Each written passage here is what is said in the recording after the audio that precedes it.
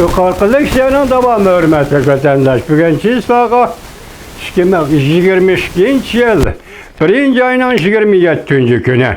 Şundaq. Yukarıdaki senin devamı. En mühim halkara toplanma.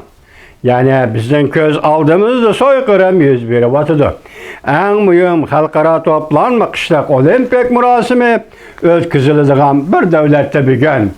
Yani Cungo'da soykırım yüz verip atıdı. Midop mundaq görsetti. Bunun 86 yıl burun Hitler Natsisla olimpik murasimi ötküzgənligi bilen bugün Cungo komünistlerinin kışlak olimpik murasimi ötküzüşüde məqsəd oxşaş, hiç qandaq fark yok. 1936 yılı Natsisler üçün etqanda olimpik murasimi Germaniyanın Jewis'la aldığı ötküzgən korkunçluk kişilik hukuk repsendiçiliklerini yapıdığın, niqablaydığın vasıta, yani kural bolğan idi. Oxşaşlı bugün Cungo, Beijing hükümeti olimpik murasimini halkara cemiyet kubul kılıdığın, özünün kanunluk hükümet buluşunun bir kısmı da qarab, yoki bir fırsat dep qarab, hem de Cungo hükümeti günahsız, azsallık milletler qaratqan keng kölemlik, şefkatsiz ziyankeşlik qilish faktörünü cemaatning nazaridan yiroq qilmoqchi bo'layotidu deb ko'rsatdi tadqiqotchi Midop.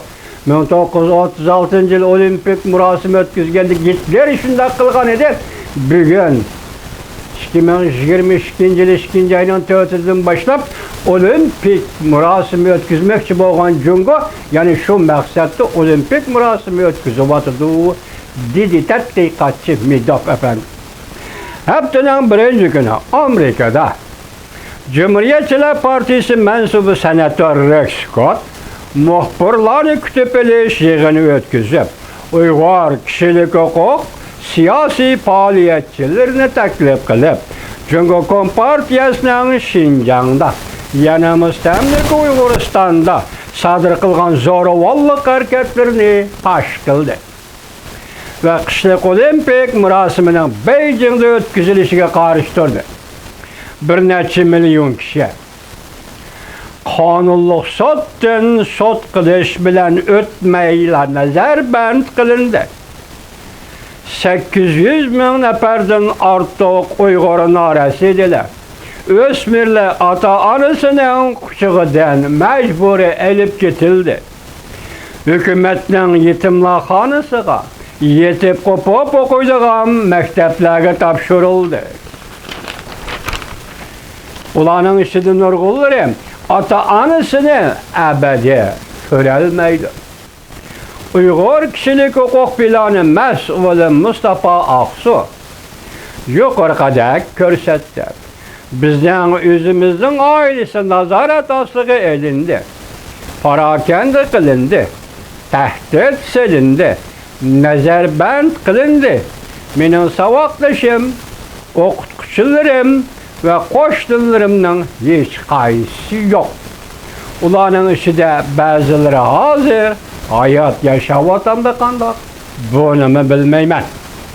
Kişini gazaplandırdığım bir taraf şu ki, bütün ailelerini nazarband kılıp, qiynavatqan, azaplayvatqan muşundaq bir çağda bütün dünya olimpik murasimini ve özara dostluqni Cungo Beijing'de tebrikleydi. Amerika Qo'shma Shtatları Uyg'urlar Cemiyeti'nin daimi hayat a'zosi Elfida İltabir yuqorida fikr qildi. Beijing kışlık olimpik murasimi soykırımını inkar kılıdığın meşk meydanıdır. Dikkat vatandaş, yadlı bilen. Beijing kışlık olimpik murasimi soykırımını inkar kılıdığın meşk meydanıdır. Kışlık olimpik murasiminin 2 ayının 4 günü Beijing'de açılışıga ergişip delhazat 101 vatkanı zoravallık, soykırım, tantaniga tushgan dabdabalik tantarbiya murosimi Beijing'de o'tkazildi ve şu sada, şu şallıklar içinde Uygurlarning azap oqibatleri besilip gitti. Washington Post'si gazeti maxsus to'y yozuvchi Rogan obzorida mundaq ko'rsatdi. Xalqaro Olimpik komiteti Beijing qishliq olimpik murosimiga yordam bergan savdogarlar va boshqa atoqli kishilar amaliyoti dal Jungo Kompartiyasiga uning soyqirım ve qirg'inchilik qilish siyosatiga yordam berib, zo'ravonlikni inkar qilguvchilarga aylandi. Zo'r ko'lamdagi zo'ravonlikqa sukut qilish bu bir ish. Jinoyat sodir qilguvchi, zulm qilguvchilarga yordam berish bu yana boshqa bir ish. Davamını anlayış vatandaş.